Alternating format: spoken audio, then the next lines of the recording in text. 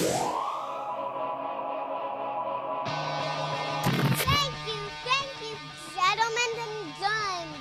Coming.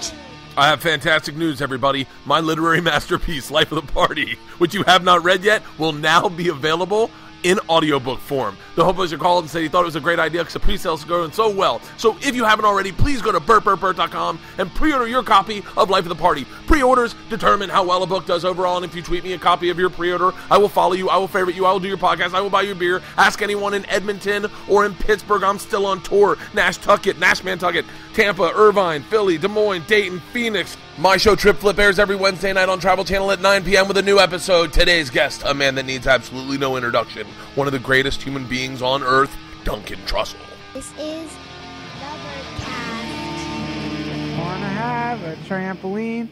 I'm so lonely. What's wrong with me? Okay, we're recording. Oh, you fucking make me laugh. God damn it. I haven't talked to you. I feel like I haven't talked to you in so long. I guess I did call you the other day when I was in Costa Rica. Yeah, man. You did that festival already? Or? Yeah, I went down and we did it for Trip Flip. It was really fucking badass. Oh, wait, I'm sorry. I got confused because Tom Rhodes, and I thought you were too. So Pete, they keep tweeting about this comedy festival out in Costa Rica. Oh. So I assumed that you were there. No, this was the Envision Festival. It was like yoga. Okay. It's all spiritualness. What's fucking insane is, and I told you this on the phone, but what really impressed me is that I got recognized from your podcast like 5 times. That's cool. And then when I called you and told you that I got recognized from your podcast, someone recognized me again, and I was on the phone with you. Wow. I'm telling you, that's cool. I really think you should. Your podcast has really taken a turn. I don't want to sound like I'm sucking your dick, but I like wish you would. I want to hear that sound. Your intros are the only ones I don't skip through. Thank you, man. You know, thank you. I feel I don't know. The cool thing about podcasts is they like get you in touch with people that you might normally meet, and then you start changing. Yeah. Like if you take like earlier versions of talk shows, which are all on TV, like David Letterman, I don't know, Bill O'Reilly, that model, the host doesn't change. David Letterman, over the course of meeting however many thousands and thousands of people that he's met, he doesn't seem to like his persona. It kind of like refines like wine. That's or something. Really interesting. But he hasn't really grown much as a man. No growth. Leno, no growth. You know, but with podcasts, the thing that I love about it is I get to come in contact with these people who, you know, are so smart and have spent so much time working on relatively obscure things. Yeah. You know, like Vipassana meditation or esotericism, Gnosticism, whatever weird occulty or spiritual stuff they're into. And you get to be around them, and then you start changing. And then then the podcast. What's cool about podcasts is I think you could see the host actually going through changes that maybe some of the audience might go through from listening to what these people have to say that you interview. That's what I think is so cool about having a podcast is you don't have to stay the same. You know what I mean? You don't have to stay the same persona. You get to be whatever you actually are, that's what a person is anyway, right? Yeah, it's really a changing thing. You know, Chris Rock, before he did his special, he became friends with who's the black activist who's got the fro and he always has the turtleneck on and he's got the goatee. Shit. I forget his name. Don't know. But do you know who I'm talking about? He's always on with Bill O'Reilly. I don't know who it is. God damn it. Well, anyway, everyone do the research, hit pause, Google it, and you'll know who I'm talking about. So he's like a very learned man. And Chris Rock became friends with him, and he said to Chris Rock, before Chris Rock did his hour special, the one that defined him, Chris Rock he said, why don't you come over to my house every Sunday night? I have dinner, and I have these intellectuals over, and you don't have to talk. You can just sit and listen. And he did that. And I swear to God, and I'm not doing that on my podcast. I feel like my podcast, I feel like David Letterman. I feel like I've had barely any growth. Not that, I'm not saying David Letterman has had no growth in his life. I'm sure he has. But what you're saying is very accurate. But you and Joe, definitely. I mean, it's like you guys have taken advantage of the podcasting, not on a promote shows, sell T-shirts kind of way, but on growing exponentially as a fucking human. Thanks, man. It's really neat, man, because it's like... But that's, to me, that's the, it's fun to think about what you can't buy. It's fun to think about what does money not have power over. Yeah. And what it does have power over. And money, you can't buy the feeling of awe that you get when you're around somebody who introduces you to an idea that you've never heard before, but that helps shine a light on a part of the universe that you always wondered about. You know, it's just like, oh, that is so incredible. Like, you just gave me something that I'm going to think about maybe for the rest of my life, on and off, week after week or something. You can't buy that. Yeah. And you can't buy it's cool, so I think podcasting or whatever this is, it gives you these kind of rushes of being around unique people, and that's worth so much more than anything else. And then you just get addicted to that feeling, and the more addicted to that feeling you become, I don't know, the deeper into the whatever it is that you're doing you get into. And who knows what we're doing here? Yeah. No one even knows what it is yet. We don't even know. All we know is we're just part of some I don't know what it is. Some new form of media, I guess. I should go out. I would like to have a dream interpreter on my podcast, and I want to have the woman who wrote Audrey Neffenberg, and I forget her last name, but she wrote The Time Traveler's Wife. I'm obsessed with that movie. Oh, yeah. But I should use this to interview more. I just always do comics, and I feel like I don't do good interviews per se. Like I'm not like Marin does like a good in-depth interview of who you are. You were great on fucking Marin, by the way. You were fucking great on Marin. Thanks a lot, man. Well, he was cool. I was really scared about that one. Really? Yeah, because you never know, man. What if Marin leaps at you? What if you don't know, man? That guy has he has retractable claws, and you want those things to stay in. But he was really cool. It was fun talking to him, and it was like, he's so sweet underneath it all. But yeah, man, he is. That's the thing when you realize, like, excuse me, I'm turning my phone off. When you realize that you don't have to like stay in any, you could spin off. Yeah. The beauty of this stuff that we're doing here is that it is so inexpensive to produce a podcast. It costs me absolutely nothing. Nothing. Yeah. Outside of however much you pay for power, and if you're one of those people who thinks that your time is money or something, then I guess you could say whatever that is. But actually, it costs nothing, which means that experimenting, there's no real risk in experimenting. With TV, they're in this predicament where they can't really experiment. Like they're putting so much money into it that they can't take big risks. With a podcast, you can do whatever you want. I just released an episode yesterday called The Craftsman. Have you heard when we do this? God, it's so fun. It's me, Johnny Pemberton, and Brendan Walsh, and we put on the persona of, like how annoying it is when comedians start talking about their craft. Yeah. So that's what we're all doing, is like talking about the craft of comedy. Brendan Walsh is one of the most interesting people. Oh, dude, he's funny, man. He makes me laugh so fucking hard because he just doesn't give a fuck at all. And it's so beautiful to watch someone really not give a fuck. It's the best. Those people are really good for the world, man. Yeah. Because giving a fuck, what is that really, man? Giving a fuck. Is that the right word for it? It's what giving a fuck is it's Pee Wee Herman. It's the fat kid in Pee Wee Herman. Right. It's who wants all the possessions. Yeah. Like, I give a fuck. I give a fuck because I have 2 kids who depend on me and a wife, and I've never felt more stress in my entire life than right now. Right now. Right at this moment, today, yesterday, last week, because I really do give a fuck. What's going on? Everything. I have no fucking idea. I don't even, I'll tell you what it is. I think that I'm being very candid right now. I'm extremely vulnerable because I'm like raw.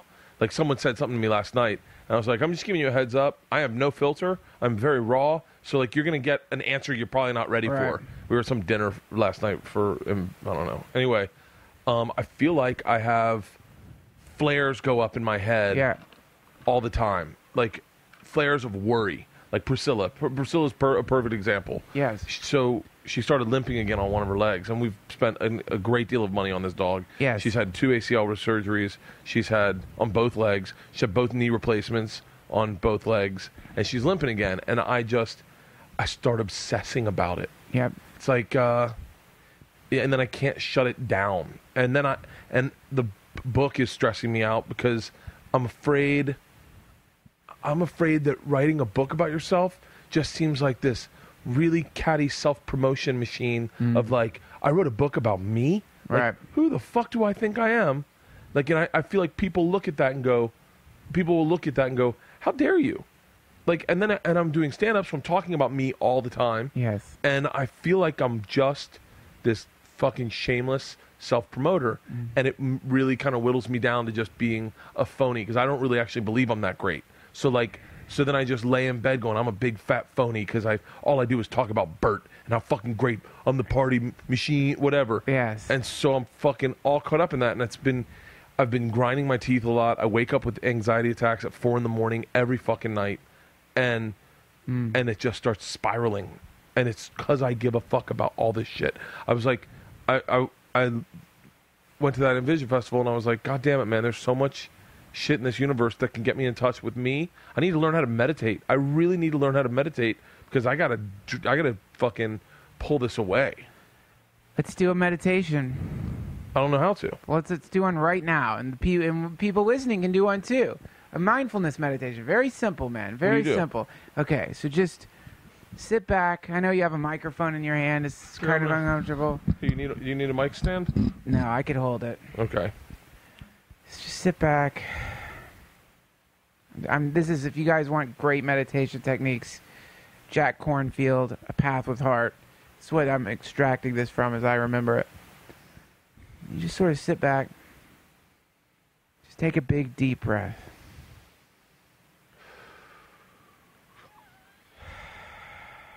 Just feel. What you want to... The idea here is to just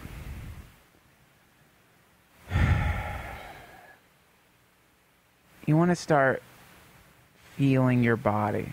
Like let your mind sort of move through your body, like scanning through your arms and your legs and your neck.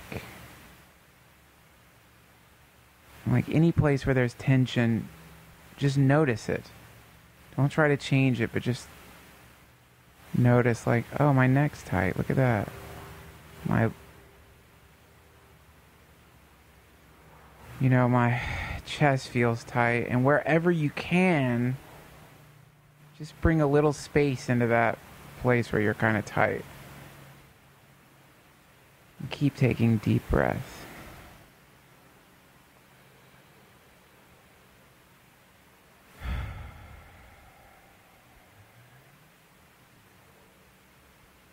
And what you're doing here is compared to somebody hunting, or somebody who's gone on a hike in the forest and is sitting at the edge of a pond and sitting very still. The more still you become, the more you can start seeing the wildlife come out of the forest. Deer, a rabbit, a horned thing with orange dripping eyes, mucusy eyes, thick reptile skin, fangs. And if you listen to that thing that just came out of the woods, that's the thing that says, "Your dog's sick again, Bert. This is the worst time in your life, Bert." And that's your ego. That's your mind. That's just your mind or in the Yoga Sutras of Patanjali, they call it the vrittis, which are called mind cyclones. And they're very, very hypnotic. And they can pull your attention completely into them to the point where you begin to think you are them. And that's their big trick. And so the practice of meditation is just simply sitting and watching these things emerge, naming them. Oh, there it is again. Anxiety, anxiety, anxiety, anxiety. Fear, fear, fear, fear, fear. And you're sort of just naming them. It's called noting. Another way they put it is it's like someone sitting on the edge of the ocean watching waves come in. And the waves are your thoughts, or the feelings that go along with the thoughts. And those feelings and thoughts, you just sit and watch like someone's sitting on the beach. There it is again. Look at that. Anxiety. There it is again. And you just watch and note and watch and note. And then you'll begin to see how these things, they arise. They have a peak, height of anxiety attack, peak of terrible thought vortex. You've thought out the very worst possible thing. And the more you watch, the more that kind of dissipates, just like a wave, just rushes up against the shore and then it's gone. And you just sit and you watch it come and go, come and go.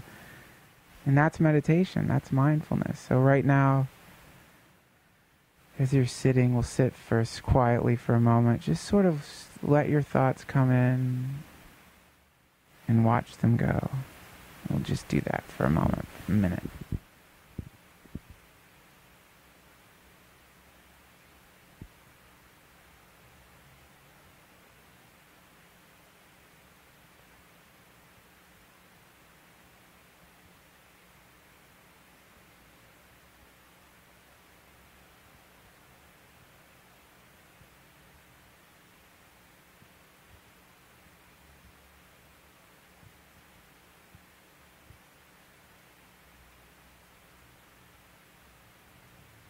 Now, over time, obviously we can't do this for the whole podcast, but as you're meditating, you begin to not just watch the thoughts, but now you start watching just the feelings. You know, the more you watch the thoughts might begin to dissipate, and as the thoughts sort of part like clouds, suddenly you start seeing your feelings underneath the thoughts, you see.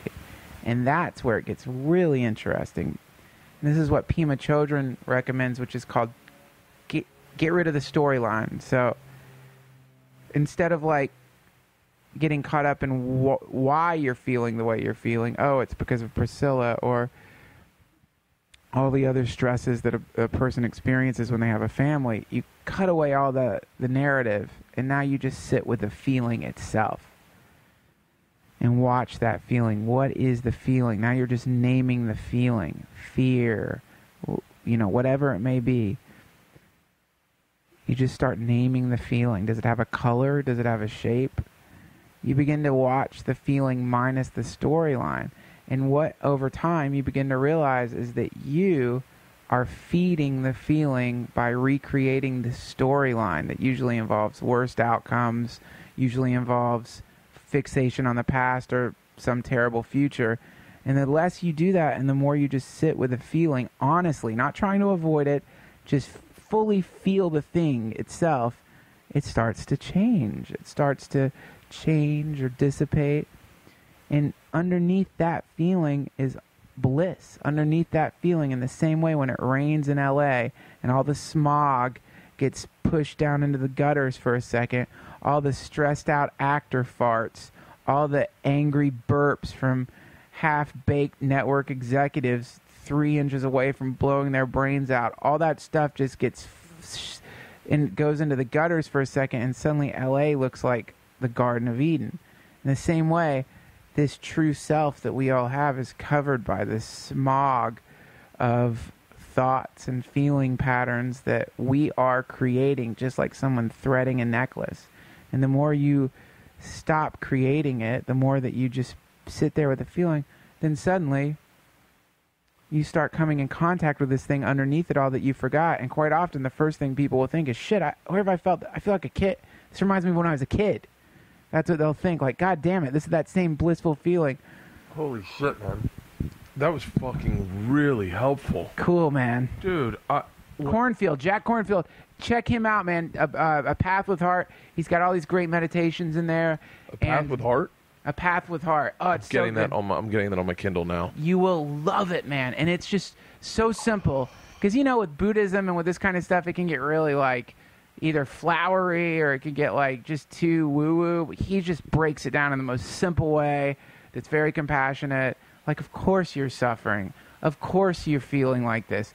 Look at where we are. Look at this predicament we're in as human beings. To think that you wouldn't be suffering or to think that you wouldn't be stressed out or tense, that's madness. Like, it only makes sense. And that's, because so people they have no compassion for themselves, Bert. They're just like, so many of my friends, man, they're just like tight and they feel terrible and they're so hard on themselves because they think they're not supposed to be feeling terrible.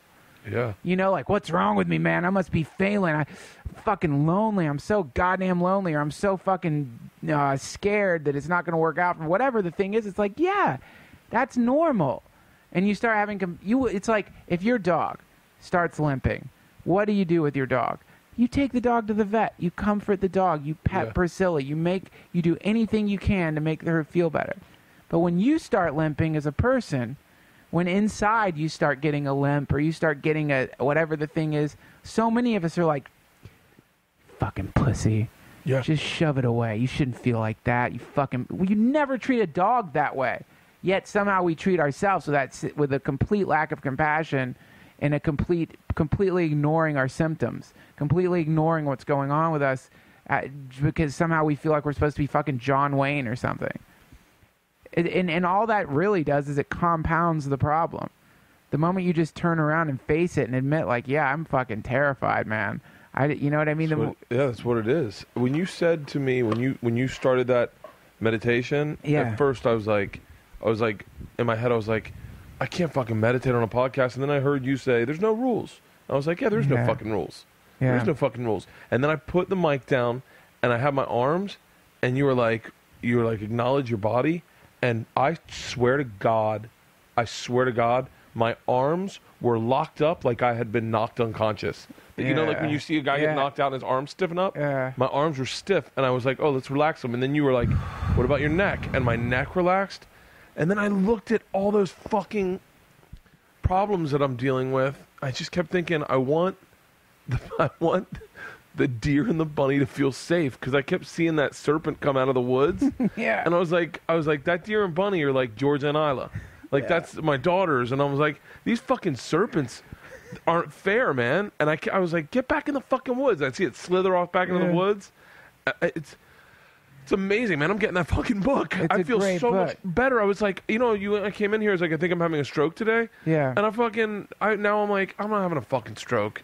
You're fine. I mean, but the crazy thing is, man, is if you just spend a tiny little bit of time just honestly looking at how your body feels, because your body is a reflection of your thoughts usually, and the tension in your body is a reflection of where you're holding on inside.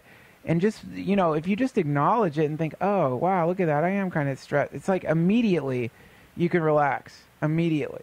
When I went to this retreat and Jack Cornfield was there talking, and I'm sitting there and I'm totally fine, and then like he's got the most soothing voice on earth, and he's just like, if you're lonely, let yourself feel lonely. And I just started bawling, dude. Tears were just coming down. I couldn't stop it. It was just obviously somehow he's so good at tuning into what's really going on with people that it's like, and tears are great, man, because that means you're releasing. It's all about letting go. I cried in the shower the other day in New York. Oh, man. I got up and I had a long day, and I got in the shower and I was like, I just feel so empty. And I was like, and I feel horrible because I know my publicist Karen's gonna hear this and go for Travel Channel, and she spent the entire day with me. Yeah. Right now she's going, why didn't you tell me? But like, I just got up and I got in the shower and I turned all the lights off and I just kind of knelt and I was like, I say prayers before I go fly, any day before I fly, and I just I can have this like moment where I talk to God or whatever. It's a little bit of OCD, but I just saw God shaking his head at me like, really? 2 bottles of wine last night? Oh, really? That's not what God's like. What I've got to say this before I forget, because I know that you need to do podcasts at these festivals. I want to, man. It's the next step. I'm working on it. I'm working on the live podcast, what that's going to be like. Then I'm going to start doing a podcast tour. But I just want to figure out what the medium looks like, because I want it to be more than just a conversation. I want to figure out a way to have, other angles to it that, maybe the podcast tour would have a theme, or the podcast tour would have some kind of, I don't know. I don't know exactly what it is yet, but I would love to do podcasts at those festivals. And like the Envision Festival will have you if you want to do it next year. And they put together a lot of festivals. They have one in Santa Barbara coming up. And I told them, I said, you guys know who Duncan Trussell is? And they're like, oh, yeah. I guess you and Joe do something. You and Joe do a podcast now like once a month, right? Yeah, with Chris Ryan. Who is that? I haven't listened to that yet. Chris Ryan is, he wrote a book called Sex at Dawn. I've heard Joe talk about that, but I don't know if I've listened to that podcast either. So Chris Ryan is just this brilliant doctor, scientist. And, Joe and I are like, if you give us enough marijuana in 20 minutes, we're talking about aliens coming out of the singularity. The beautiful thing about you and Joe together is, like, it just is so, you guys are so different types of people than anyone I ever grew up with. Like all the people I grew up with, I love them, but they're just not, they're afraid to get weird. Right. And you and Joe will get weird. We get weird. And that's cool because we sort of amplify that, but I totally admit that from time to time we get too weird in the sense that it's like, it's cool to color outside the lines, but you can't go, once you start going on the table and now you're in the carpet off the lines, it's good to have a scientist nearby who I can look over at, who's like looking at me like, no, actually what you're saying is completely wrong. We need that. It's like balances us out, and Chris Ryan is really good at that, and not in a shitty way either, but just in a way of like, well, every law of physics that we understand, it goes against what you're saying, so you're wrong, and that you need that. Yeah, you need a foil to balance the thing out. So people do like that podcast, and I love doing it. What do you read a lot? Well, I do, yeah. I go through phases of it, actually, but, yeah, I try to read as much as I can or listen to audiobooks, but then I get distracted, and I don't even think it's distraction. I think that sometimes I get so overwhelmed by stuff that I read that I experience this immediate sense of guilt where I'm like, why haven't you been reading your whole life? Why wouldn't you just sit and do this all the time? It's so psychedelic and beautiful and euphoric to be in contact with this level of genius because some of the books are direct access to the consciousness of some of the most intelligent humans who've ever existed on this planet, and when you merge with them for a second, you leave that completely altered and scrambled up, and the more we enter into the age that we're in and people just get into texting and Instagram and they're getting their information hits from this kind of freebase drug, the more you see the effects of that, which is that people become increasingly terrified to be human. Yeah. But when you come in contact with Henry Miller or Thoreau, and these were badasses. Yeah.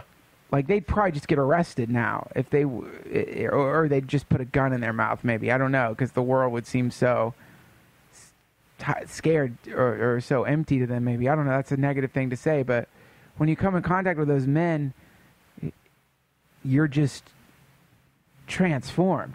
To me, it's just inspiring, but it also is like, come on, man, you got to go for it. Man, I'm so fucking glad I have you in my life. I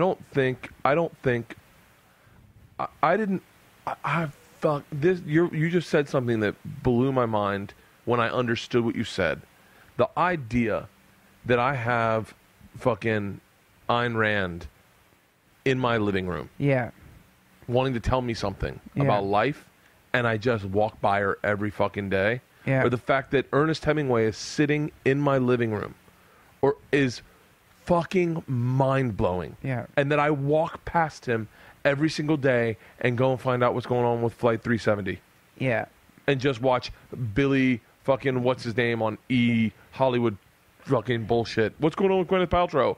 Ernest Hemingway is sitting on my fucking in my living room going, Bert, I fucking lived the best life ever. Check me out. Well, man, the problem, like, I think we resist it because it's sort of like we've all been, not all of us, but me for sure, and we've all been, we've all allowed ourselves to become domesticated. Yeah. So, I do not know how to fish. I can fish, but I don't know how to clean a fish, and I don't know how to drive a boat. Yeah. And I don't know how to, like, clean a gun. And Yeah. I don't know how to ride a motorcycle. And Oh, by the way, that is really beautiful. Riding a motorcycle is an extremely spiritual experience. I bet, man. I could see. And all these things, they're all just things that, like, more and more and more have become associated with, like, what? You go fishing? Oh, you must be a mountain man. Yeah. It's like, no, that's just what people used to be like. These people but, fucking Henry Miller, man. I keep saying this quote because I just keep thinking about this quote from Henry Miller when he's talking about fucking. He says, I will shoot hot bolts into you. I will make your ovaries incandescent. That is so beautiful. It's just like, whoa, man. Now that's a guy. That's a filthy man in Paris. He wrote that in Paris. A lot of the book is great because it's just about him being hungry, because that's how poor he was. But it's not whining about being hungry. It's just like what hungry people do, which is fantasizing about food or like looking real detailed descriptions of what other people are eating because he's so hungry. One of the great writers. But, like, he's in Paris, flat broke, just, like, looking at people's food, filthy. He's got lice. He's fucking prostitutes. And he's describing, like, sitting in the room, watching them wash their pussies before, like, after he fucks them, and, like, watching this. He was in love with, like, several prostitutes, but watching one of the prostitutes he's in love with talking to other men and, like, noticing the way she was talking to the other men in the same way she talked to him. And it's all sounds so bleak and dark, but it's beautiful because he's fully in the moment. He's fully living life. Yeah. And so you read that stuff, and if you live in a safe world, if you live in a world where you've managed to, like, just convince yourself that everything's safe and you don't take risks like that, especially like that, like being with prostitutes or, being, like, out in the deep space like that, then it can become disruptive. It's not entertainment. It's disruptive. You're either forced to be like, Henry Miller must have been a miserable piece of shit. Yeah. Or you're like, fuck, I gotta get out there, man. I gotta do more, not less. I've got to do more drinking, more going out into the wild darkness and see what I can bring back. And it's scary because it's not safe and it will hurt you. And you can get incurable gonorrhea. You can get alcoholism. You can end up getting murdered. It's not safe. Yeah. It's like, imagine if you and I were like house cats and sitting on our shelf, we'd have these books by, like, Lord Fairgone, the wild cat of the northern wilds. And you read it and you're like, my God, he had to catch his own mice. He was humping behind garbage cans. It's scintillating, but I would never. He lost a toenail. Yeah. Oh. Those get infected. No one groomed him. There was no one to comb him at night. Whose legs did he rub up against? Yeah. Strangers? He rubbed up against the legs of strangers, and he ate fish from garbage cans. Ooh. That's what it's like reading these books, because you're like, when we're like, to some degree, all of us have become very domesticated. That's just that's what society sings to you. It wants you to be domesticated. That's the song of society. If you want to know, like, what society wants you to be like, just watch commercials. Because people think commercials are just about selling products. They're not. They're also about tuning you into, like, here's what normal looks like. Here's the normal family buying a car. Here's a normal family eating cereal. Here's a normal family doing whatever. All kind of zany, young, cool, hip. They're hip. The dads are hip. The families are cool. Yeah. Even this, when they show single people and stuff, it's just like we're all kind of cool, buttoned up, clean cut, good looking people, freshly showered, shaved, ready to go, greet the world, find someone to marry. And so that's the song of the world. That's saying to you, here's the way to be. And when you come in contact with these outsiders and they're telling you, no, that's not the way to be. Here's the way I am. And, like Thoreau going out into the fucking forest, building his own cabin and living at the edge of a lake and just writing about, sunlight on the lake or planting seeds. Yeah. And being alone like that. But it doesn't mean you have to abandon your family. You can be this way with a fucking family. You know what I mean? This isn't about like, oh, leave your family and your life. And it's not like that at all. It's just unshackle yourself as much as you can from the fear. Do you want another Diet Coke? Speaking of unshackling yourself and going wild, I'm going to reach over and grab another Diet Coke, just like Henry Miller would have. It's so funny, Duncan. I think that the that even though sometimes I'm living a pretty wild and kind of crazy life, I think still I find comfort in the shackles. I find comfort in that, like when I get on a plane, I find comfort in the whiskey because I get afraid of what possibilities may lay out there. Yes.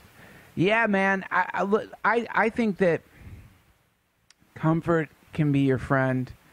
I think that the only real sin is that thing that happens where you're so out of the moment that you blink and 3 weeks have passed. And you don't know what you were doing, really. Like, you remember that you were doing something, and you can look at your calendar and you know that you were doing something, but you just weren't there. Dude, that is so... I've had fucking 3 weeks go by, and I'm just like, what was I up to? Like, I don't even feel like I was there. And it's so funny. I realized that in a moment, like, Georgia and Isla went out... This is the other night. I don't even know when it was now. I think back, it might have been a week ago, might have been 2 weeks ago. I was about to go on the road, and Georgia and Isla had taken all the sheets and covers off their beds and pillows and made beds for themselves in the front yard. Aww. And were laying out in the front yard playing like Princess Mermaid or whatever. Yeah. And I was like watching them, and I was like, God damn it. And I took a picture and tweeted something, and then some hater came on and was like, oh yeah, started fucking with shitting on me on Instagram. And I was like, holy crap, what the fuck was that about? And I put my phone away, and I went and I laid in the front yard with them, and it was that windy, that windy end of winter type weather in LA. Wow, magic. And I laid in the front yard, and I was like, dude, this is what it's... And then when you slow down, you're like, fuck, how come I'm not always slowing down? Yeah. How come I'm always running past how beautiful the moment is? I know, man, and that is the glory of it, because, like, what's so exciting about it is that it's there for you whenever you want it. It's just waiting for you. It's right there whenever you want it. At this moment, it's right there. And it's like, one of the cool things about getting dreadfully sick is that, like, if you get really bad food poisoning and you're incapacitated for a couple of days, vomiting, can't hold anything down, and then that third day when you start getting better after being really sick and you feel like you've got superpowers, you're like, oh, I can eat. Yeah. I'm getting better. Oh, fuck. Oh, wow. This is what health feels like. It feels so good. Yeah. So in the same way, a lot of people think that experience of childhood being fully connected to the universe, not everyone had a great childhood, but I can recall being in a swimming pool in College Station, Texas, whole day. I've got the swimming pool for the whole day. I was right outside of our place. There was someone to watch me, so I wasn't allowed by the pool unless there was someone there. But if there's a party at the pool, that means you get a whole day at the pool. But then I knew that my dad had said that evening we were going to a movie. So, like, I'm swimming in the swimming pool all day, and I know a movie is waiting for me at the end of that day. So that when you're a kid, those two things combine to nirvana. You're just like, it doesn't get better than this. This is bliss. I'm blowing water out of my mouth onto my brother's face. You know what I mean? I'm splashing. It's this feeling of like, wow, this is incredible. And people think that goes away. That you don't get that anymore after a certain amount of time, that you don't get that feeling of like just blissful astonishment at the most simple things. But, my friend, the truth of the matter is that is your birthright, and it's there for you whenever you want it for the rest of your life. You can go back to that feeling. I don't mean like acting like a child. I don't mean like becoming immature or a baby, but I'm saying that sense of the pure joy that's accessible in any single moment. And not just joy, but that sense of purely being upset, purely being, filled with love for someone, purely being just there, minus all the dilution of the thought patterns that have been inserted into us by, time and its defense mechanisms. That you get to go back there, plus you have all the wisdom of being an adult when you go back there. You know what I mean? It's not just as though you go back there and you're a kid and you're powerless. Now you get to go back there with the wisdom of suffering, the wisdom that came from all the trials and tribulations of being an adult. And that's the journey this is the journey, the hero's journey, or the prodigal son. You know the story of the prodigal son where he's just been wandering and he comes back to his father's house. And instead of being rejected, it's like, this is all yours. This is yours.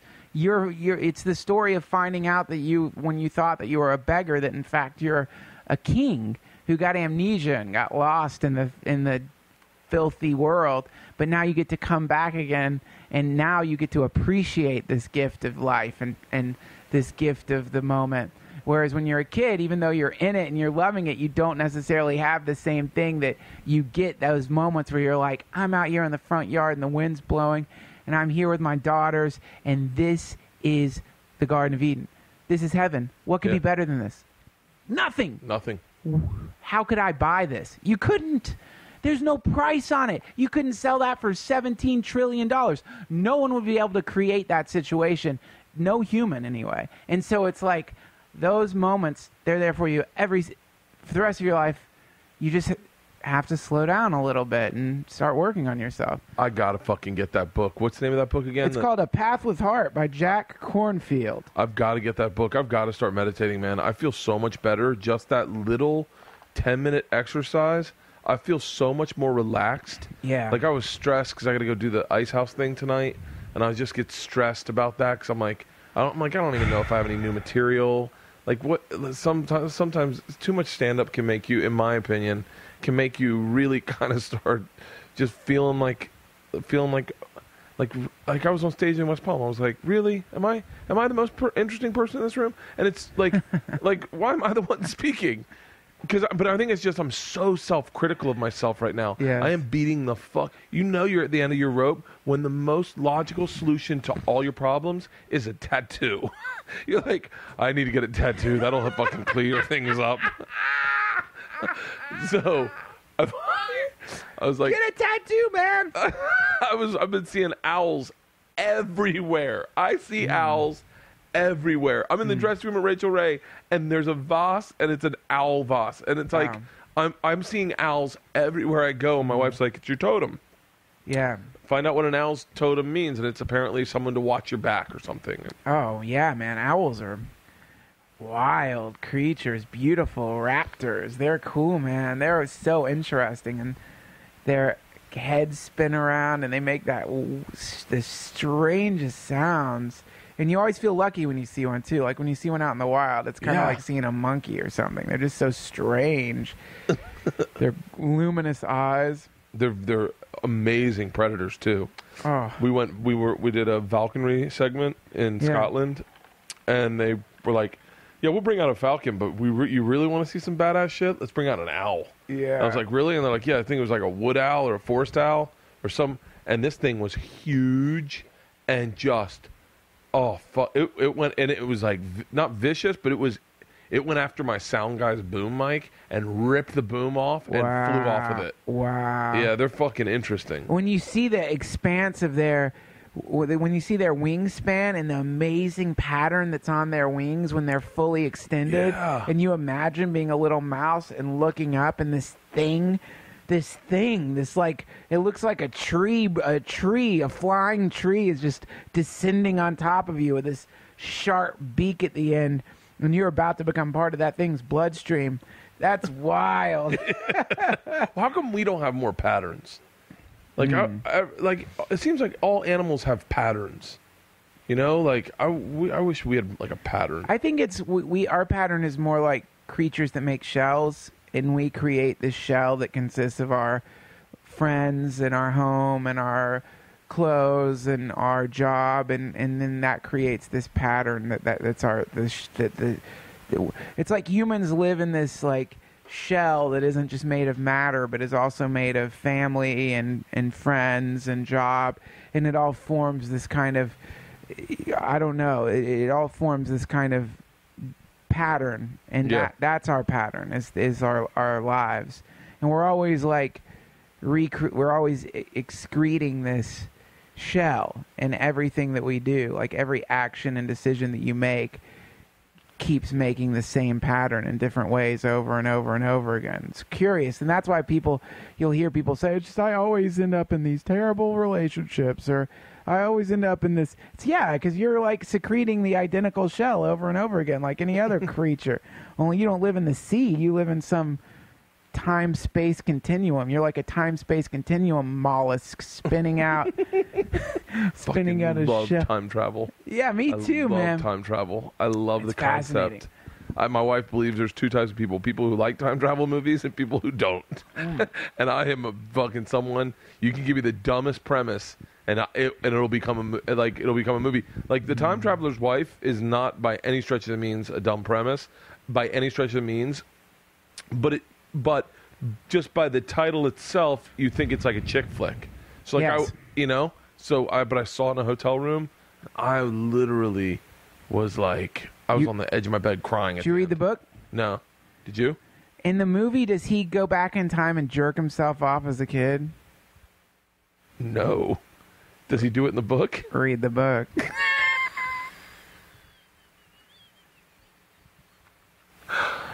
More reasons to read, Bert. All I can think is I have all these amazing authors just sitting in my living room just waiting, and the fucking balls I must have like. Would you go back in time and suck your own dick if you were under? Yes. But I would go. What age would you think it was wrong to suck your own dick? Fuck. Because I was like, I'd go back to when I was 13, but I don't want to suck a 13-year-old's dick. But it is mine. But I remember there were times where I would definitely. Can you imagine how confusing it would be if you molested yourself? So you have like these big swaths of time that you've blocked out, and you go to a hypnotist to try to figure out who molested you, and you find out it was you. And then you're just like, well, shit, was I really molested? Like, sometimes when I'm watching like particularly disgusting porn and I'm jerking off, I'll just think like, I'm molesting myself. Like right now, what's the difference here? I'm molesting myself by watching this. Yeah. But it is and I love that The Time Traveler's Wife like addresses this interesting paradox, which is if you go back in time and fuck yourself, are you gay? Because now you're two bodies. Like if it's one body, if you pleasure yourself with a male body and you rub your own penis, you're definitely not gay. But if you split into, like if I could turn you into two people right now, but you're both identical and you start fucking each other, are you gay? The problem is yes, because I would never let me suck my dick. Like if I showed up, I would never be like, oh yeah, hey man, do it. It's going to be great. I would have to have a very convincing piece of anything to explain, listen, I am you from the future, and you're going to be fine with this. because then what if I got into it and then I started dating dudes like Tom Segura? Start I was dating like, yourself. yeah, I start dating myself. I'd have to be. You get arrested. Imagine getting arrested, going back in time. You run into your younger self. You fuck your younger self. You get arrested, and then you have to explain to the cop, "I'm a time traveler." I'm a time traveler. Trust me. and he's saying, and all you used it was to go back and suck your own dick. What about Hitler? You didn't go kill Hitler. You're using this awesome invention just to suck your own dick. That's all anyone does. Like, that's what... Hey guys, he puts you in prison. Hey guys, get a time traveler and he's here to suck dick. It would be on the news like, we don't understand what's happening, but thousands and thousands of men have started fucking children and saying that they're time travelers. Saying they're time travelers. Oh, what a great defense if you're a child molester. No, I'm a time traveler. This is me. and then actual child molesters would just start saying they were time travelers. Yeah, I'm a time traveler.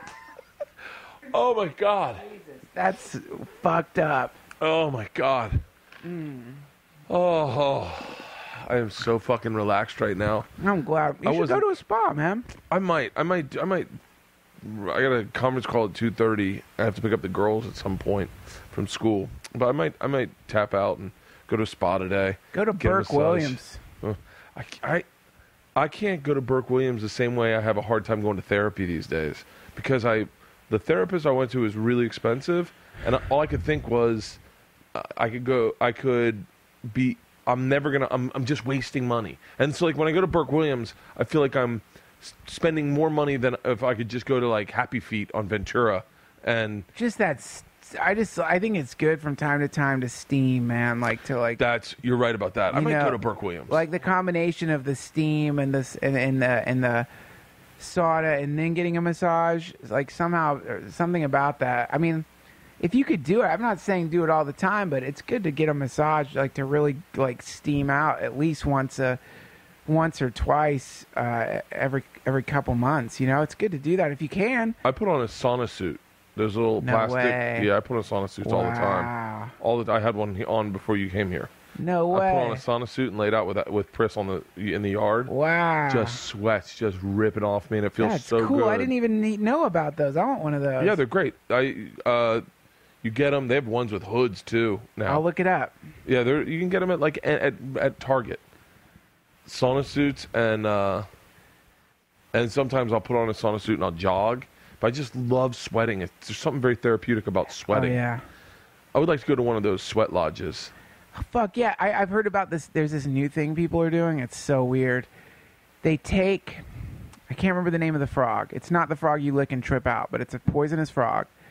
They cut your skin, and they rub this frog venom into the cut, and they say that in like 10 seconds, your pulse has increased, and your body is just pouring sweat.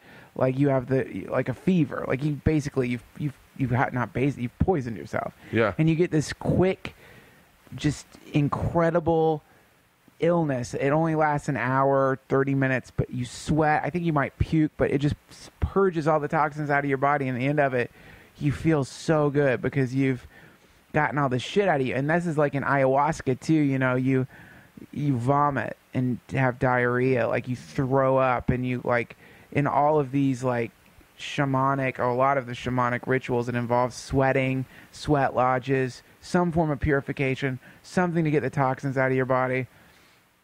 It's very psychedelic. I mean, it's a funny thing, man. A lot of what people think is how they feel. It's funny to be talking about getting toxins out of your body while you're drinking Diet Coke. Satan's fucking... it's like letting Satan spit in your mouth. but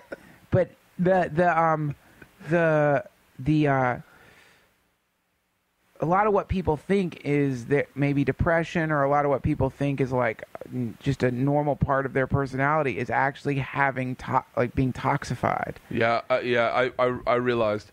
I was talking to Greg Fitzsimmons about depression. I think this was off air, but he was saying, you know, I was just talking about depression with Greg Fitzsimmons, and he was saying, yeah, and he was like, you know, it might be toxins in your body. And I'm like, all I put in my mouth are toxins. Like, yeah. I don't put anything good in my mouth. Like, I have a couple glasses of water during the day. But like as far as like just and like when I did that cleanse, I did a cleanse for like 21 days, and I lost 40 pounds, and I felt really good, and I felt really relaxed, and I felt very comfortable in my skin. And I woke up this morning, and I'm like, oh, maybe it's because I had 2 bottles of wine last night and a fucking New York strip and creamed broccoli, and I was like, yeah, that'll do it. It's toxins, man. I need to get someone to deliver my food to me. What I need to do for real is have someone take over my life and just dictate all my actions. Like literally, like this is when you eat and this is what you will eat. This is where you're going after that. This is what you'll do from this hour to this hour. This is what I don't understand. Demons possess people and ruin their lives, according to mythology. Why not angels? Why don't angels possess people? Like, angels are kind of assholes if you think about it that way, because it's like a demon's like, yeah, I'm going to jump in, ride him like a bull, right into heroin land, woo! Yeah. But an angel's like, what are they doing?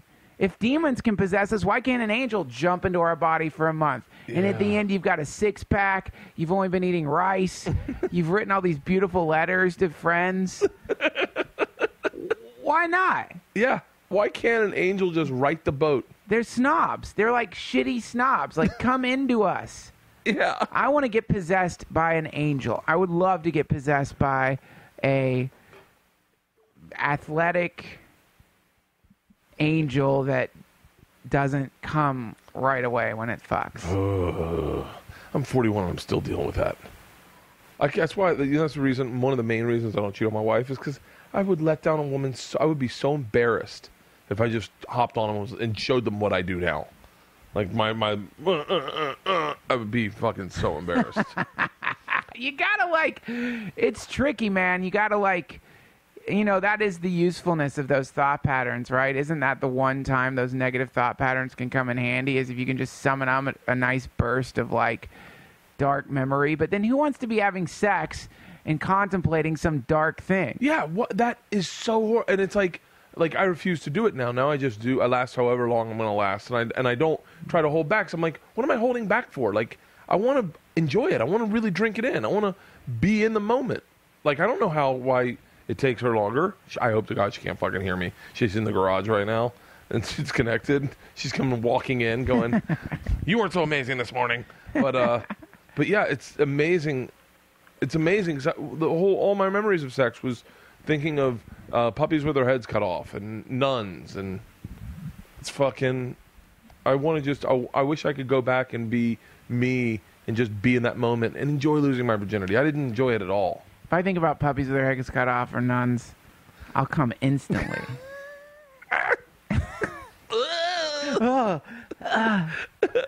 I've been talking about on stage that I can't believe that life starts with just that life that just one little is like 30 years. Yeah. It seems like it should last, like when you start a life, it should hurt or burn or something. Yeah, it's crazy to think about that, man. It's like, it is a, well, does life start there? That's the big question. The big question is, does life start there? Because I don't think so, man. I think we've been in this, whatever this thing is, for a long, long time, like a long time, and we just get amnesia and can't remember. But I don't think that I don't believe that it just starts when you're born and ends when you die. What do you believe? I think that I'm not positive, but it seems like we're like a.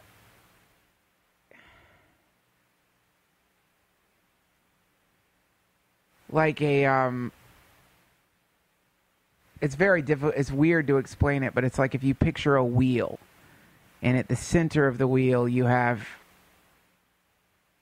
pure unification of all things, which is like the Big Bang and what they just found out. I don't know if you heard about this or not, but they just made this big discovery. The guy that made the discovery went to my high school. Wow, no way. Yeah, my dad just sent me the link. He went to my high school. That's so cool.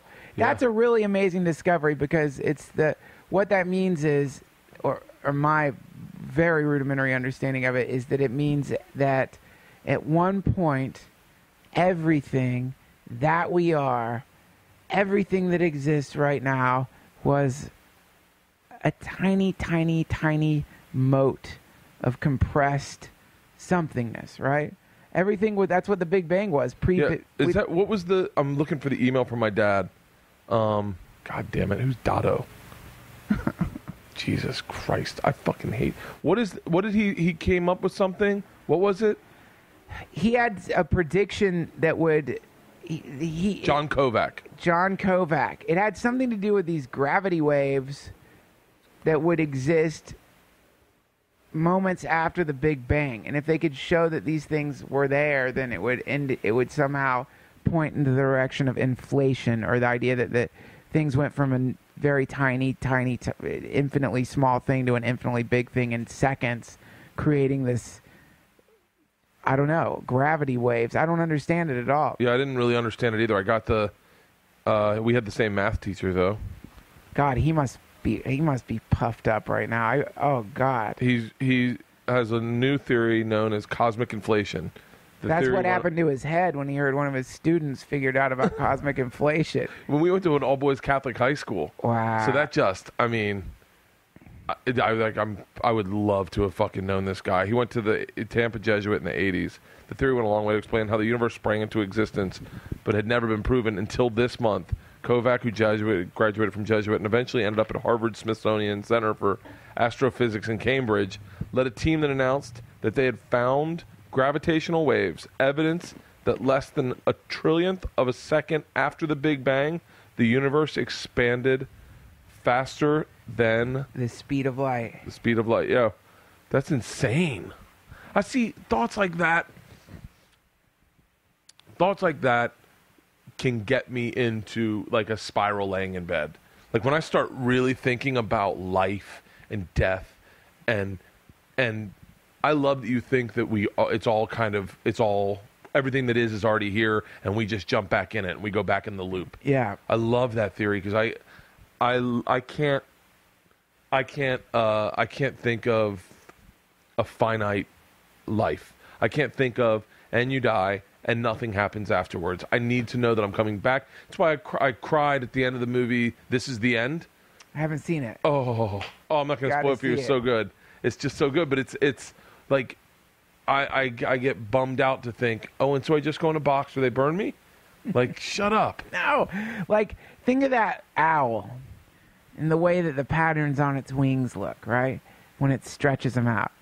Well, in the same way, when the universe stretches out its wings in the form of a Big Bang, there's all these patterns on the universe. And of those patterns, you're one of the patterns right now. You're the universe stretching its wingspan out in the form of the expanding universe.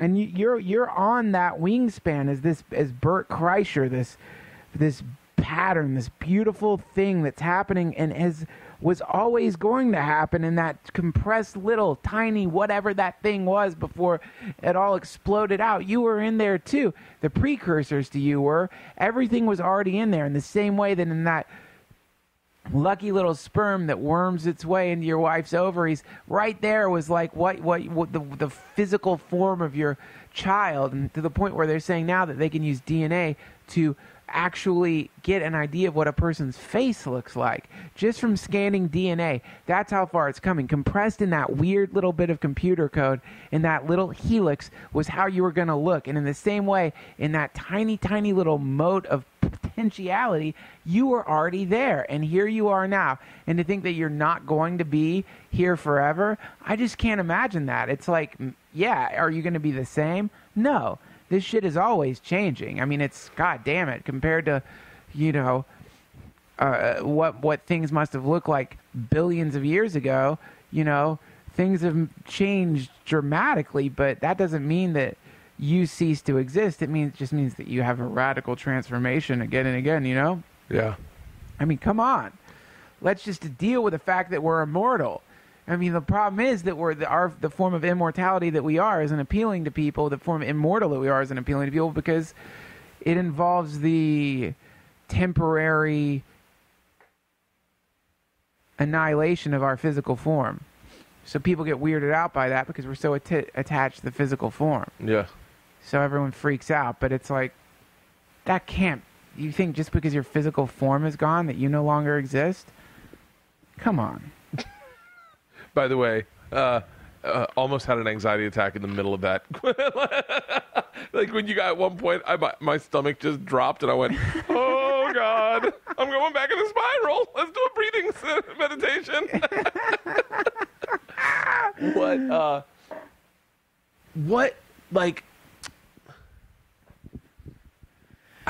When did you start thinking like this? Like, when did you start thinking? Like, I don't know. Because, like, I think that I will say I can tell you when I started thinking like a comedian. Like, when I moved to New York, I realized, okay, this is a transformation in me. I will be a comedian now.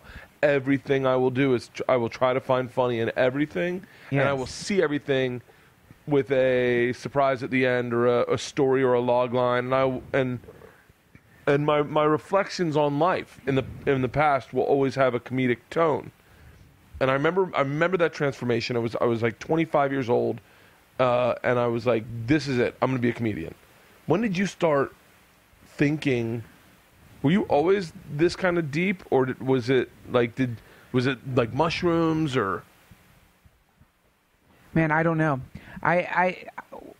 Lately I've been in really.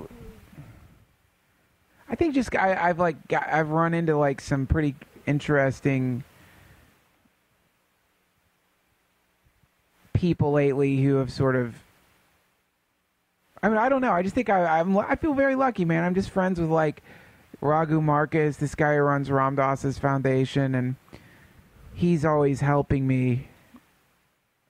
It's weird. Like, he'll, out of the blue, just call me. And without me asking him, we'll usually start talking about something that I've been wondering about. It's really weird, Really? man. It's really cool. But, like, him and, like, a lot of other people who've been on my podcast and stuff, I don't know, man. I don't know. I don't know when you start thinking like this. I've tried to pin it down before, but I think that, I don't know. We're just lucky because we have access to all this great information out there, and we're in this beautiful time period. We're about to enter into this technological renaissance. We're in it. This is the very beginning phases of it. We're going to start seeing innovation unlike anything that we've ever seen before. Yeah. And we can feel that too. So I think a product of being in the beginning part of that is that you start thinking even deeper than you ever did. You know what I mean? It's like we have access to all this stuff. Everyone's getting this stuff now in like huge doses, where it used to be you wouldn't have instantaneous access to every work of philosophy, and you wouldn't be able to listen to people yap about it. Even if they are just stoner comedians yapping about it, you know? Yeah. That's us. You know what I mean? We're not Hemingway, and we're not Henry Miller. I'm a stoner. Are you a stoner? No, I don't know. I don't think I am. I think there are times in my life where I definitely was, but I think by definition I'm probably a beer drinker. Yeah, you just remind me of us. You know, you're, and when I say stoner, I don't mean bad. I think that's good. Yeah. But so we're getting this chance to like knock these ideas around for fun and to help each other in the process of doing it. Yeah. And then for whatever reason, these ideas get recorded and people actually listen to them. And that's so cool, man. That's really crazy. And then those people email us. It doesn't just stop there. It's like suddenly we start getting contacted from people who are like, oh, here, read this. Have you ever heard of the Emerald Tablet of Hermes Trismegisterius? No. Okay, look at this. You know what I mean? Yeah. And then they start sending you these mind-blowing other things. Have you ever heard of the Red Book of Carl Jung? Have you ever heard of the Yoga Sutras of Patanjali, or have you ever heard of whatever it is, you start getting more and more shit thrown at you, and then you read that, and then you talk about it more in this kind of like stoner, mumbly, not really sure way, but yet that starts creating this feedback loop. And these things are happening all over the planet, man. There's all different versions of this happening, where this information is rolling up through time, coming into the technology itself, like getting absorbed by the technology, digitized, and then amplified and thrown out into the world, where more and more people are hearing it and having deeper and deeper conversations. And that's going to lead eventually, and I don't mean this conversation, but I mean the sum total of all these things happening will eventually lead to someone having a big idea, man. A big idea, something that makes the Communist Manifesto look like a fucking Louis L'Amour book. You know what I mean? Something that makes penicillin, or makes any of the great society-changing discoveries seem like nothing. Think about that. Is a brilliant statement, because the dialogue that has been opened, and I'll say, just on the smallest level, has changed the way I do stand-up. The dialogue I have with people on this podcast has changed the way I do stand-up. It's so much more honest than it's ever been. And it's like, but if you think about it, those ideas, those thoughts, the passing around is just raising the foundation of intelligence. It's like, I was at a dinner last night, and some girl said something about that I'm German and Irish and that I'm not really white. And I was like, what? She was young. She didn't know what she was talking about. And I was like, she was like, yeah, all those, she was like, Germany was all like, that's not white people. And I go, no, that's the whole point. And I started quoting from Dan Carlin when he said, when the Romans, I guess, first saw the Germanic tribes, they were like, who are these people with white hair, blonde hair, and blue eyes and tall? They were, and the reason they hadn't intermingled is because of the fucking Alps. And like these mountains that separated them. And I was like, oh my God, here I am talking Dan Carlin, like to this, and at a table, and now everyone's interested, and now everyone's talking about what they've read, and it's like, but it's just like, because of Dan Carlin's podcast, I talk about exactly, man, exactly, and that's like so exciting to me, and it's so cool that that's happening everywhere.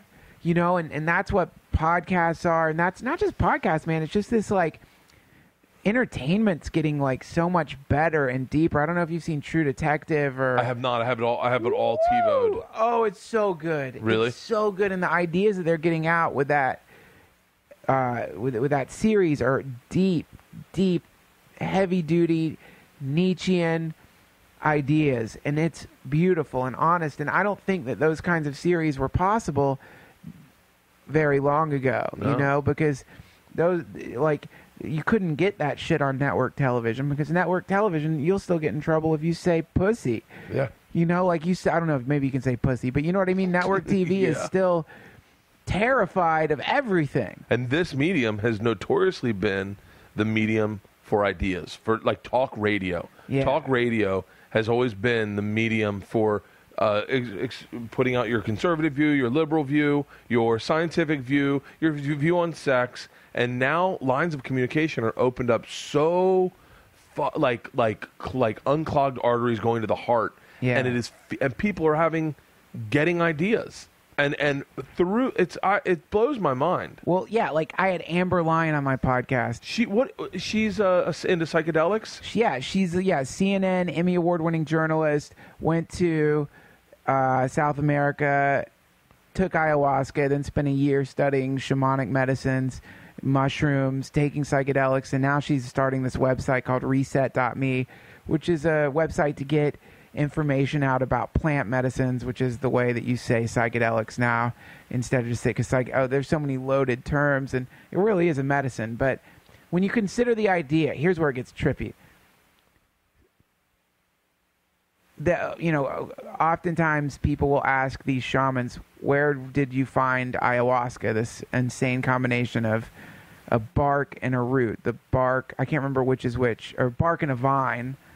The bark, I think the bark is an MAO inhibitor, which means that it makes it so that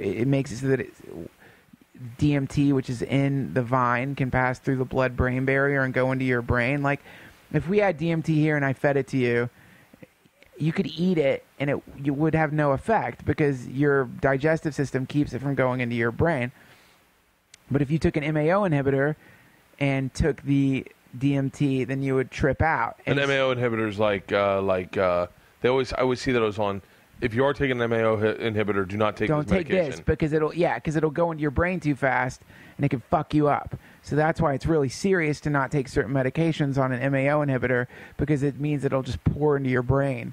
So what's crazy about ayahuasca is here we have the rainforest and here we have so many different types of vegetation, and somehow they figured out a way to mix together a vine and a bark that would allow a very specific compound to go through your digestive system and into your brain. And the odds of getting those two things to mix together, it seems pretty ridiculous to think that you're going to be able to do that unless some pharmacist, that's how the Western mind thinks about it. Like maybe if a scientist went through there and did molecular scans of all the different plants, oh, there's dimethyltryptamine in there, and oh, there's an MAO inhibitor in there, and let's mix these two together in this perfect way, and that'll create this incredible brew that'll allow you to communicate with the mind of nature.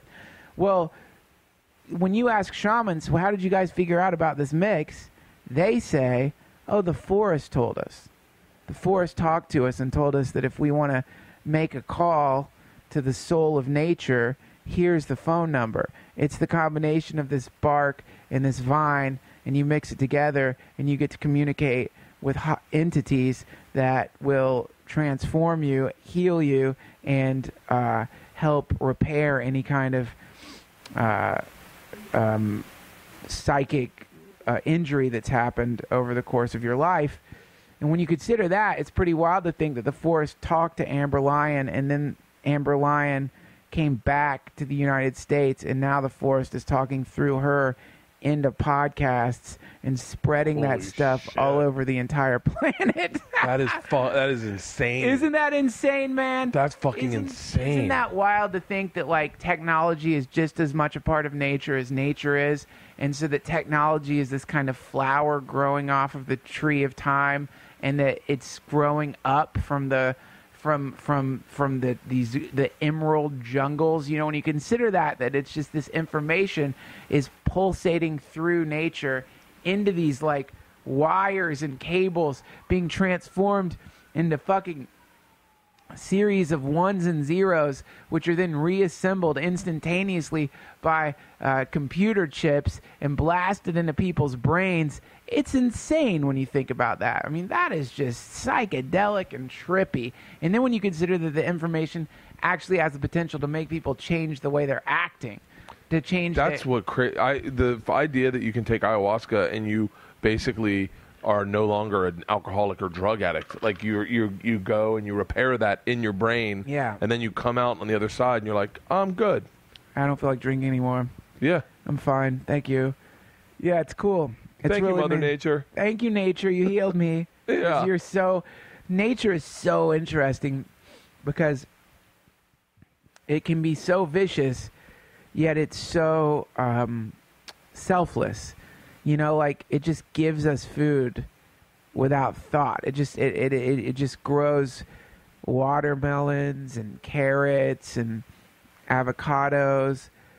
It's amazing to think that, and then it just lets us cut it, you know, just chop into it and pull it out of the ground and eat it to keep us alive. It's so selfless, yet simultaneously so vicious, so deadly, so uncaring, so callous.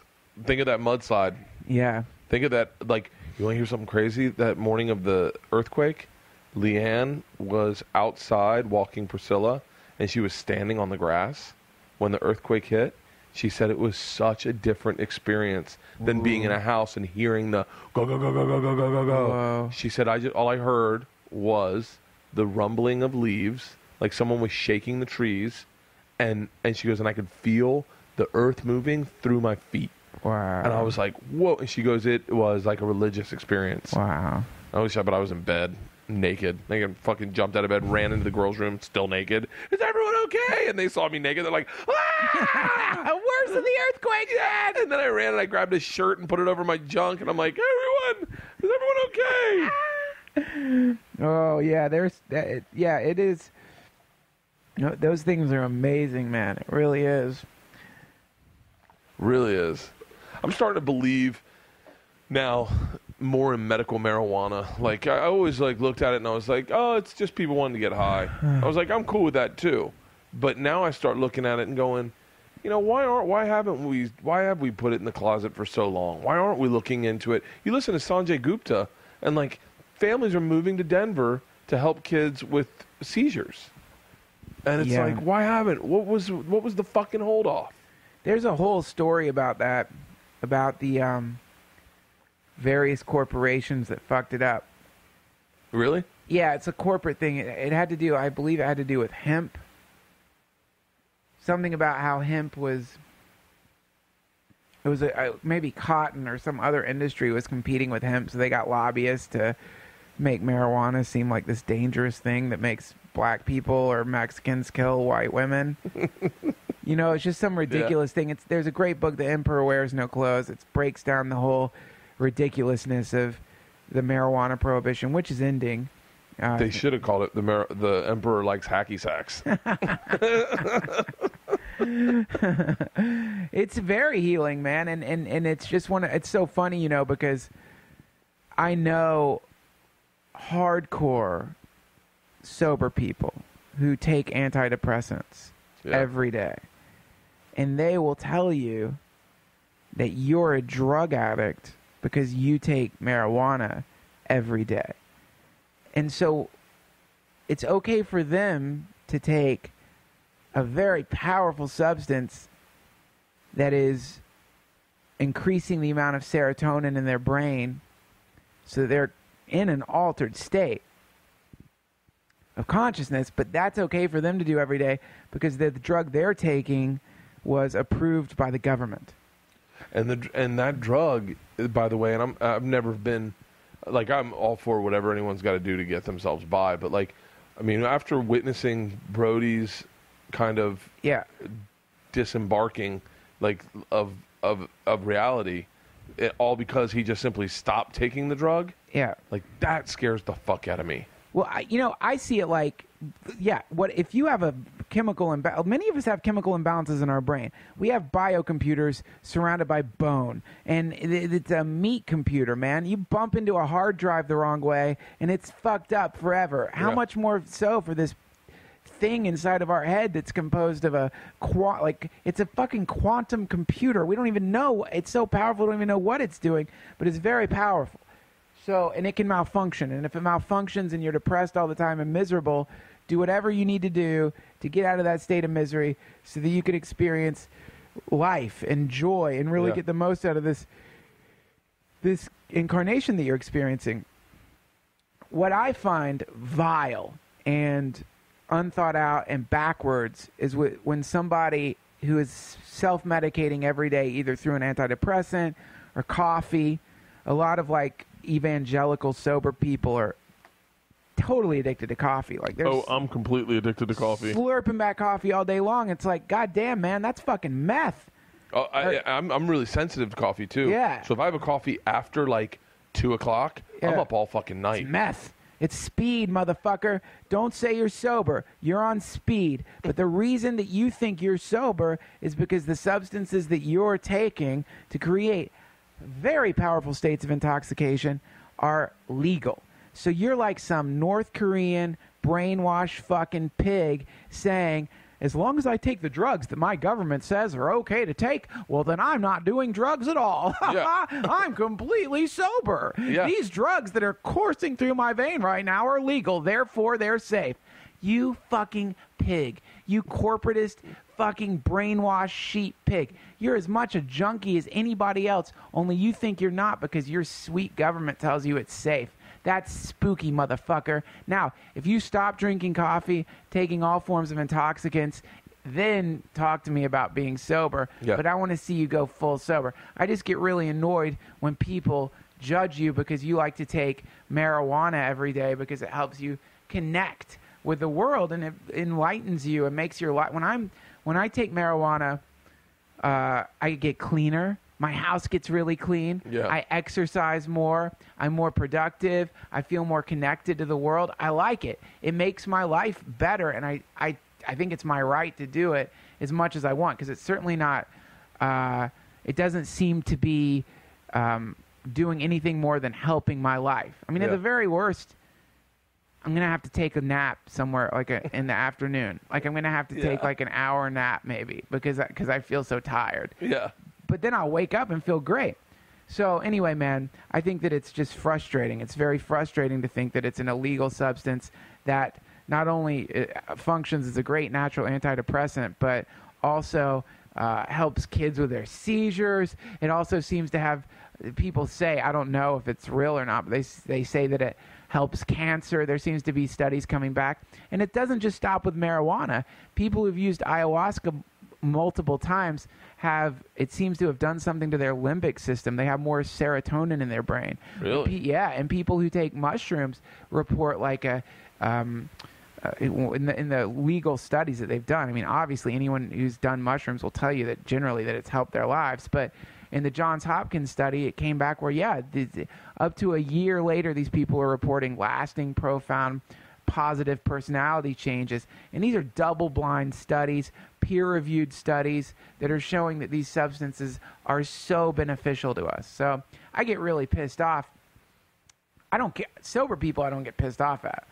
But evangelical sober people who are still using drugs, that's like being around a Nazi. I feel like I'm around like what are you? So like you're basically saying that unless people are paying money to corporations for their mood-altering substances, they're criminals. You know what I mean? It's like you're doing. So you're saying you're okay because you're taking mood-altering substances approved by corporations, which basically means that if anyone has any faith in you or believes in you, they're going to become addicted to the corporate chemical that you currently are absorbing into your brain. A lot of those things really are like getting a fishhook in your brain. When those corporations get you on some shit, it's not necessarily a bad thing when it's hard to get off that shit. You know what I mean? It's a good thing for somebody working in a massive pharmaceutical company if coming off their antidepressants means the person's going to be dizzy for 2 weeks. Yeah. That's a good thing. With marijuana, they don't like it. How can they control it? What can they do? It grows out of the ground. If you stop taking it, you're irritable for a few days. Yeah. Max. You know what I mean? Like, what the fuck? There's no fishhook there. There's no fishhook outside of, like, psychological addiction, but anyone can grow it. They don't want that. You can't plant Valium seeds. If you could, they wouldn't like it. It wouldn't be that great if you could plant Zoloft seeds. Fucking if there was love a Xanax plant. I would too. God, that'd be great. Love a Xanax plant. I gotta go water my Xanax. Oh, God. Fucking picking 30 pills off like, oh, I'm going to Europe. I would become a gardener. I would have an intense interest in growing a green thumb. I would be like fucking all day long just fucking watering these fucking things. Oh my God, man. That'd be so great if there was like a part of the world like that's like instead of corn, it's just Xanax. Like you're driving through the Xanax fields. Just I moved to Iowa in a heartbeat. So kind of crazy is that theoretically, I guess can we grow it here yet, or can we grow it ourselves in LA? Yeah, you can. If you get a prescription, you can. There's a certain number of plants. I'm afraid to get a prescription. Why? Okay, well, because first of all, I'm not that into weed that I like it's not part of my daily lifestyle, but mostly because I'm afraid it would go on my health insurance or my life insurance. And it would spike my rate or something. That's my fear. Yeah, I don't think that happens. It didn't happen. I don't know. I don't think that happens, but I understand. People are a little paranoid about getting on the record. So stupid. It's not stupid to be paranoid. You should be paranoid in a little way because it's been illegal for a long time. But when you consider that we exist in a time period where we're about to have virtual reality goggles that allow us to watch baseball games from our living room as though we were there from the perspective of the baseball players, yet simultaneously people are still afraid to get their name on a list because they want to consume something that grows out of the ground. Out of the ground. Wow, it's so crazy. Not It to really mention is. that women still can't take their shirts off in public without getting arrested. Don't forget that. That's fucking crazy. It's wrong. When you go to South Beach and you see girls topless on the beach, you're like, this is how it should be. Absolutely. Oh, it makes the beach so much more enjoyable. Absolutely, man. I can't believe they've legislated the display of fucking mammary glands. Think about that. Are you kidding? That's the society we exist in. And everyone looks over at the Middle East and they're like, look at those savages making women wear burqas. It's like, yeah, well, I mean, we're more free than that, but a woman still can't take her fucking shirt off. Yeah. Meanwhile, I could take my shirt off. I could take my shirt off right now, go wandering up the street and horrify all who pass. Horrify. That's totally legal. It should be illegal.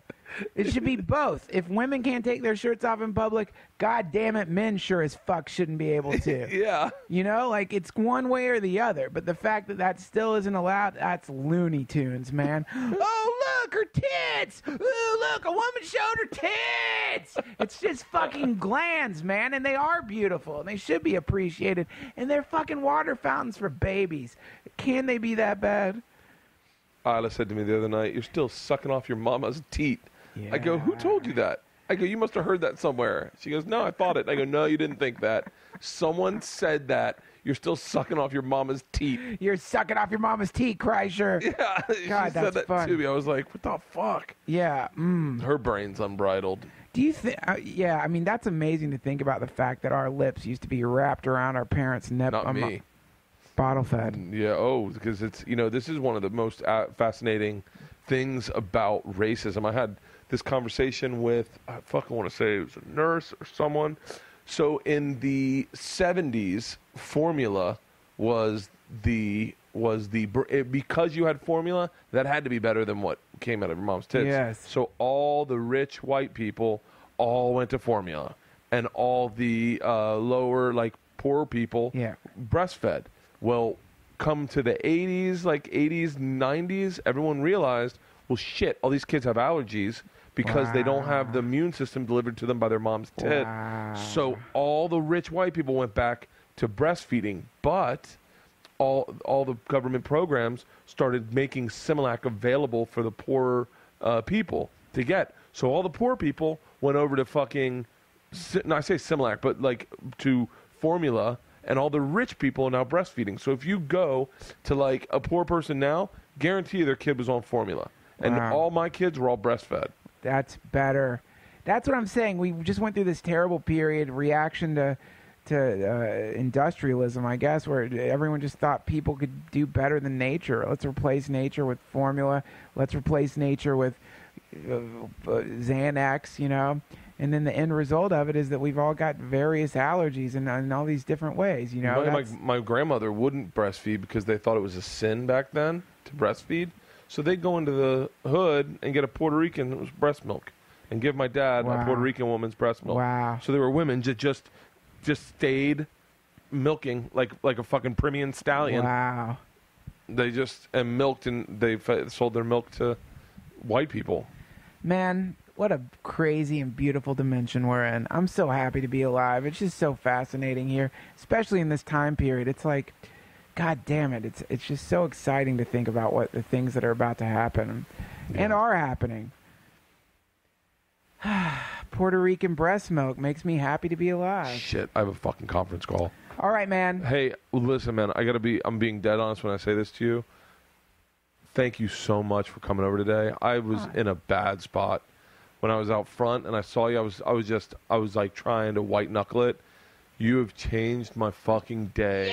Yay! 100%. Man, anytime you want to just talk, it doesn't have to be recorded. Yeah. If you start freaking out, give me a call. Let's chat, man. I'll do the same for you if I start losing my shit. Because whenever I'm around you, I feel so much happier and relaxed because you've got such a great vibe. Dude, you got such a great Even fucking when you're energy. white knuckling it, you're still awesome.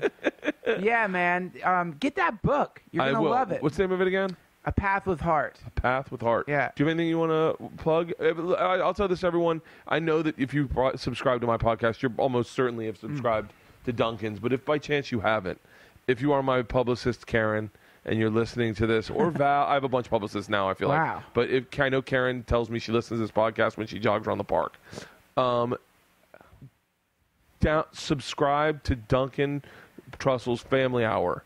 Did I say it right? Yeah. And rate and review it, but just I swear to God, your intros are so. I literally sometimes sit there and rewind and go, did he write this out, or is he just free-forming this? You are too kind, Bert. It is one of my top 5 favorite podcasts. I listen to it all the time, and the one you did with Natasha was genius. I was telling you at the beginning, it was just amazing. And keep jogging, Bert's publicist. It's good that you have that level of discipline. I got to get out there and jog, too. I'm going to go jog after this. I'm going to go conference call, pick up the girls, jog, and at the end of the day, before I go do that Ice House podcast, I'm going to fucking meditate again. Yes, and now you can also, by the way, come on my podcast now that we're evening things out, man. I want you back. I want to be back. People want you back. I'm definitely coming back. All right, I got to go pee. I love you, man. Thanks, I love you too, Duncan.